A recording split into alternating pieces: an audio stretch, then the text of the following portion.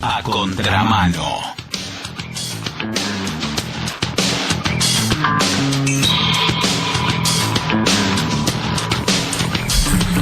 Bueno, acá estamos. Metámonos en tema con Eduardo Wolowelsky. Espero haberlo pronunciado bien. Simón te saluda. ¿Cómo te va, Eduardo? Que es biólogo, coordinador del programa de comunicación y reflexión pública sobre la ciencia en el Centro Cultural Rojas, Gran Centro de la UBA. ¿Cómo andas? ¿Bien? Bien, bien. Me alegro mucho, querido. Bueno, a ver, tenemos un temario inmenso. Me imagino que lo más conveniente es comenzar con el estado general actual de la biología. ¿En qué andan? ¿Por qué es tan importante para la gente? A ver, vamos a tratar de resumirlo. Sí, ni hablar. Te tiró un muerto. Digamos, yo diría que después de la segunda mitad del siglo XX, la biología adquirió un papel preponderante en el desarrollo tecnológico, en posibilidades tecnológicas de modificar lo vivo, cambiar pautas reproductivas, etcétera. O sea, veníamos con un peso simbólico enorme desde la revolución darwiniana, que de alguna manera cambió la imagen que el hombre tiene de su propia identidad y de su devenir. A ese mundo simbólico se le agregó, con la revolución de la biología molecular, por poner como dos grandes campos,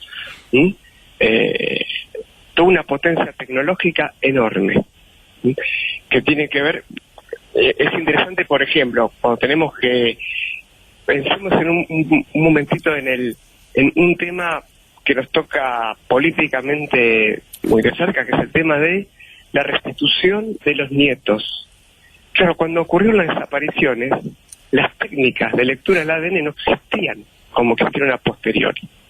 Y este es un dato interesante sobre la potencia tecnológica que permite dar un giro a una situación que en el momento en el cual se comete el acto, el crimen, no estaba. Esto para dar solamente un pequeño ejemplo. Gran e importante ejemplo, ni hablar. Sí, claro, analizando un poquito y usando el humor, obviamente, la situación de Maradona hubiera cambiado enormemente también. No, obviamente hay situaciones judiciales particulares que hubiesen sido imposibles de llevar adelante sin esta revolución tecnológica. Pero de todas maneras yo quise resaltar un tema político. Sí, no, es esencial, perdón por la banalidad, es para aligerar el tema un poco. El tema interesante es cuando quienes cometen el acto no imaginan que esto puede llegar a ocurrir. Claro, ni hablar. Y digamos, ¿cómo fue que se logró?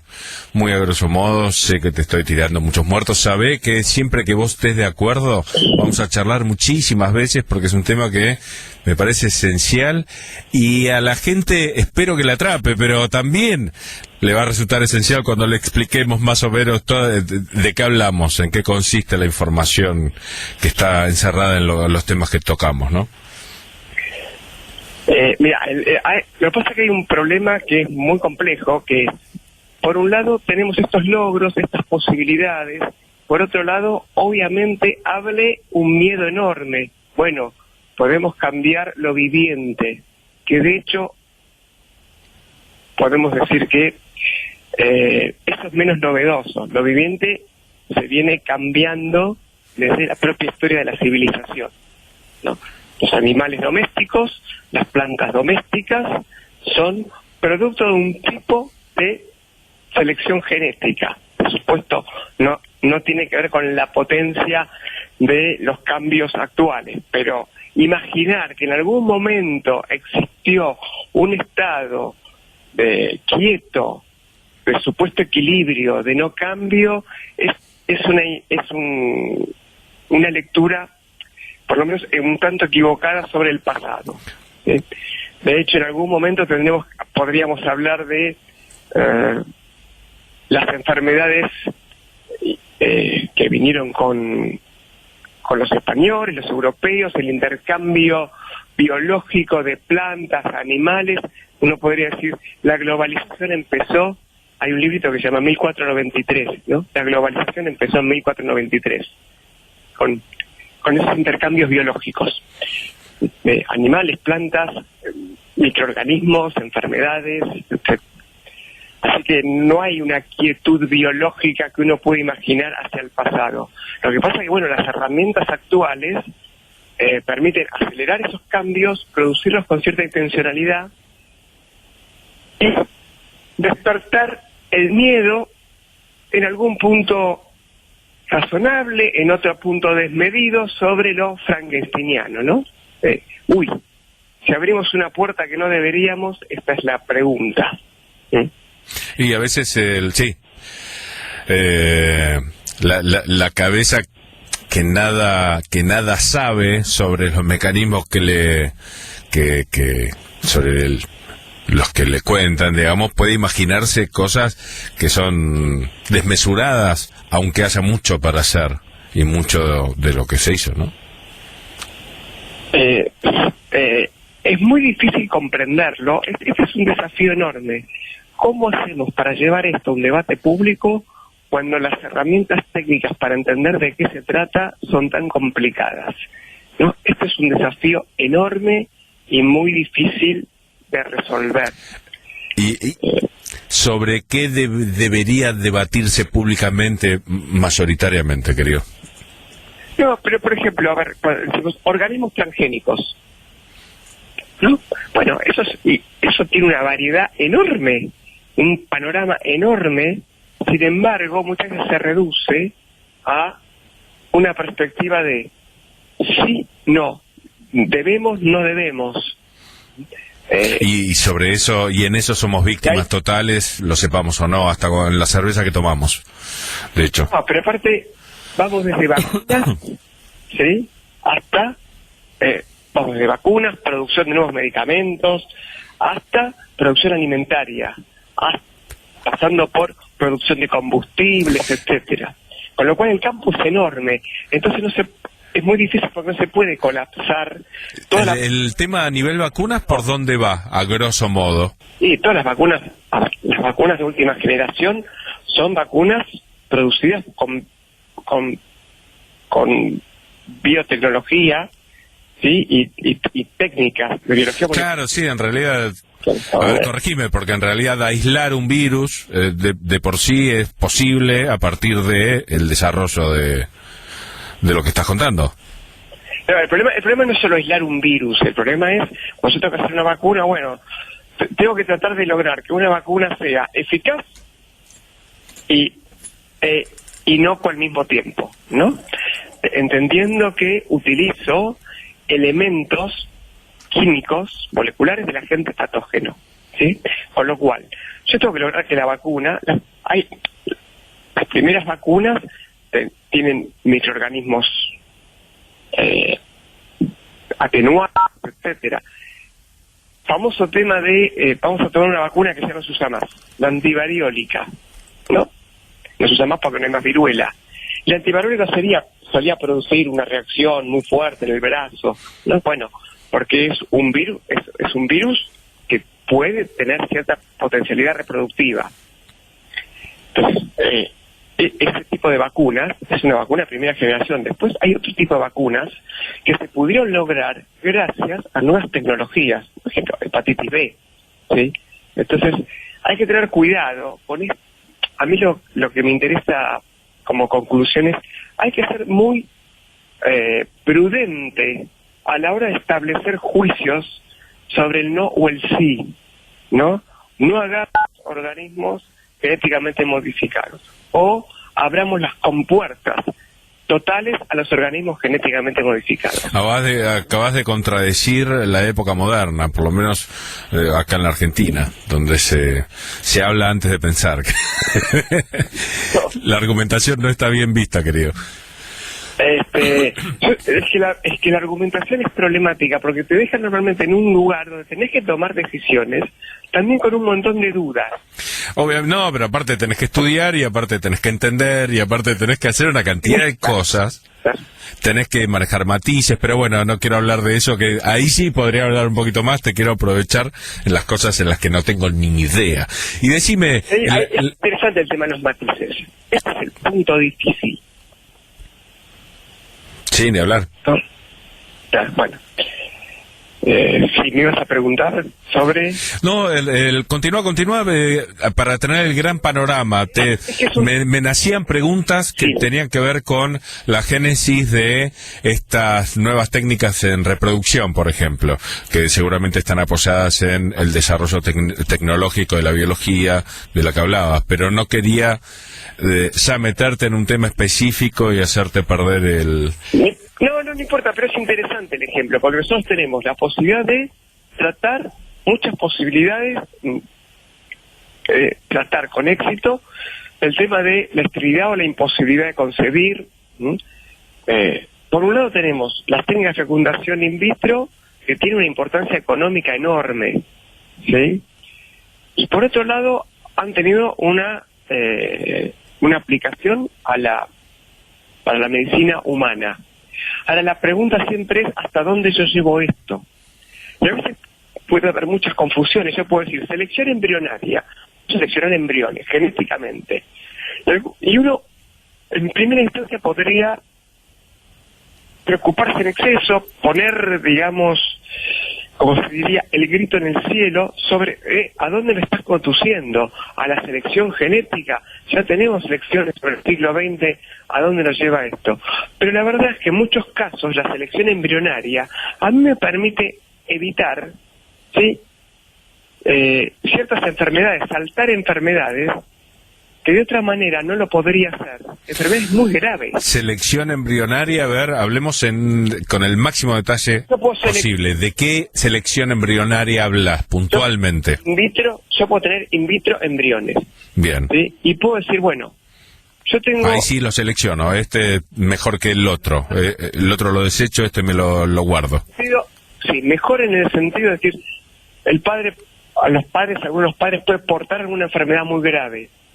Y que la única forma que yo tengo de garantizar que el embrión no la porte es hacer un análisis genético sobre los embriones producidos por fecundación in vitro y insertar los embriones que no portan la enfermedad.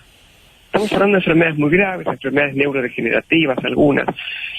¿Todas las enfermedades son divisables así? No, estamos hablando de un grupo de enfermedades, pero estamos hablando del problema de la selección embrionaria.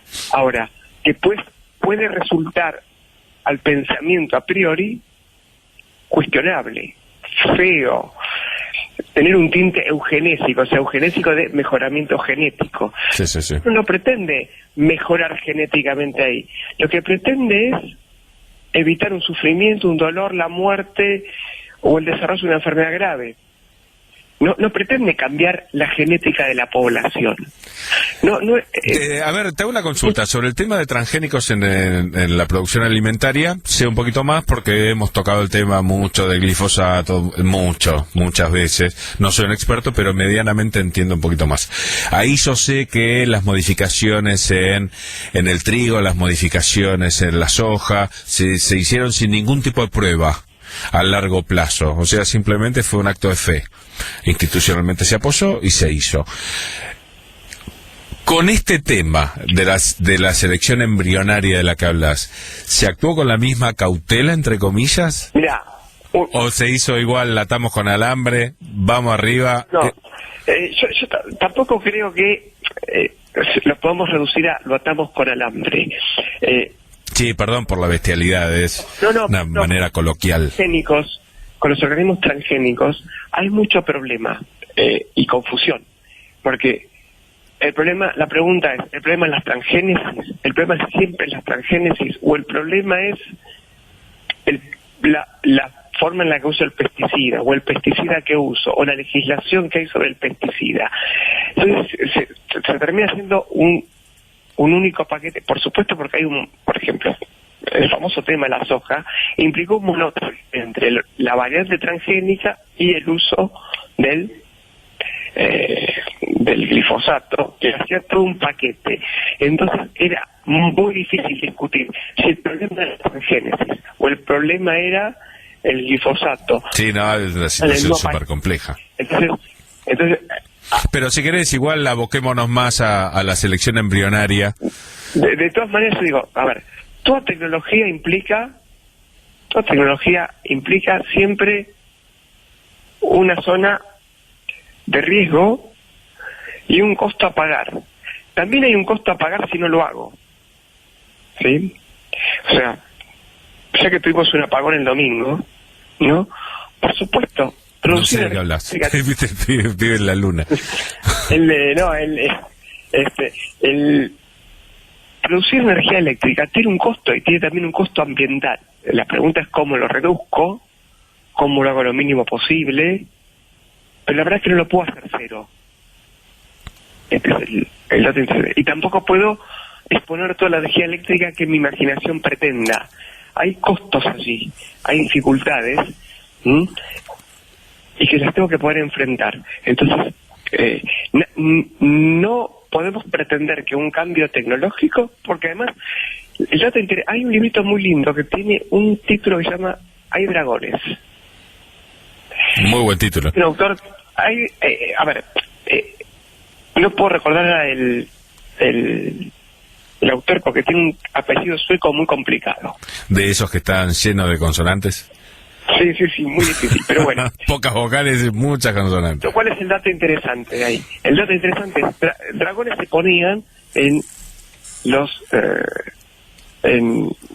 mapas del 1400, 1500, donde había una incógnita de qué había allí, ¿no? Hay dragones es el lugar... Era como el X de la época.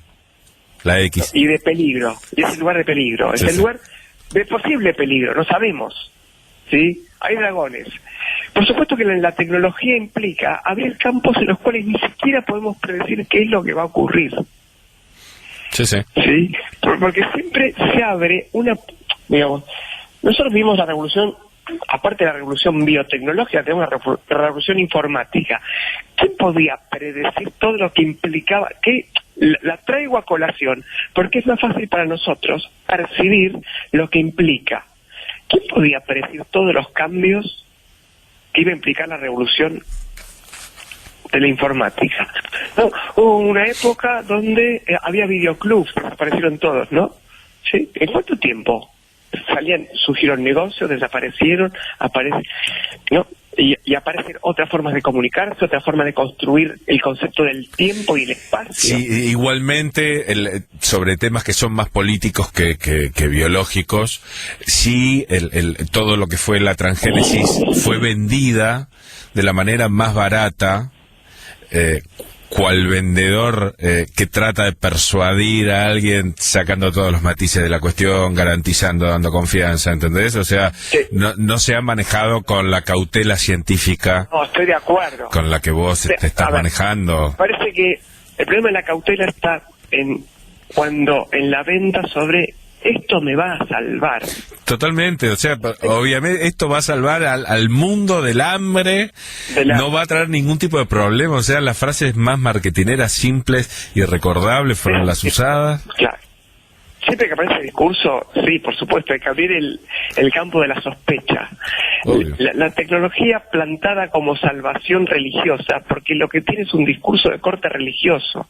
Con esto, esta es la salvación, ¿no? Y aparte seguramente, querían que la masa acompañe, y la masa nosotros acompañamos como unos tontos, pero bueno, fue un éxito. A ver, yo sacaría lo de tontos. Ok, te tomo. No, yo entiendo el sarcasmo, pero diría que el tema es muy complejo, ¿sí? A ver, yo voy a tomar un concepto que es interesante y problemático. Como decía, principio de precaución. Hasta que no demostremos que esto no produce algunos problemas, no lo desarrollamos. Que desde la lógica y desde cierta perspectiva es un buen enunciado. Ahora, si yo voy a rajatabla con ese enunciado, no desarrollo nada. La historia de la electricidad, que hoy todos usamos luz, es una historia trágica, ¿no? Sí. En sus comienzos, ¿sí? Pensemos en algo que hoy hacemos de manera indiscutible: trasplantes de corazón. Bueno, en sus inicios tuvo que vencer no solo un montón de problemas técnicos, sino el problema de pasarle el corazón de uno a otro. Sí. Que es bastante impresionante como hecho.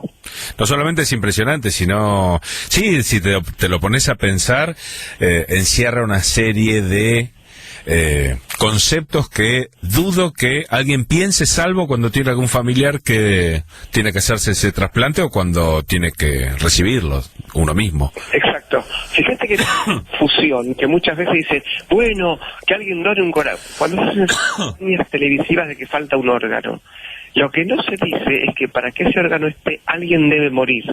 Alguien habrá de morir, no debe, pero habrá de morir. Si no, no hay órgano, en algunos órganos, ¿no?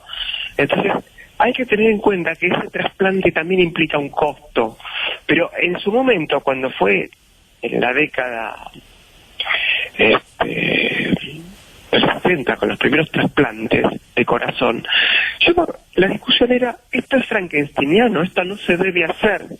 Hoy me gustaría decir que no se debe hacer. Y con esto no quiero caer tampoco en la inversa. Es decir, sí, simplemente marcar, qué es lo que uno está haciendo, básicamente, al permitir. No quiero caer en el razonamiento falacio. No, bueno, entonces hagamos todo, porque, claro,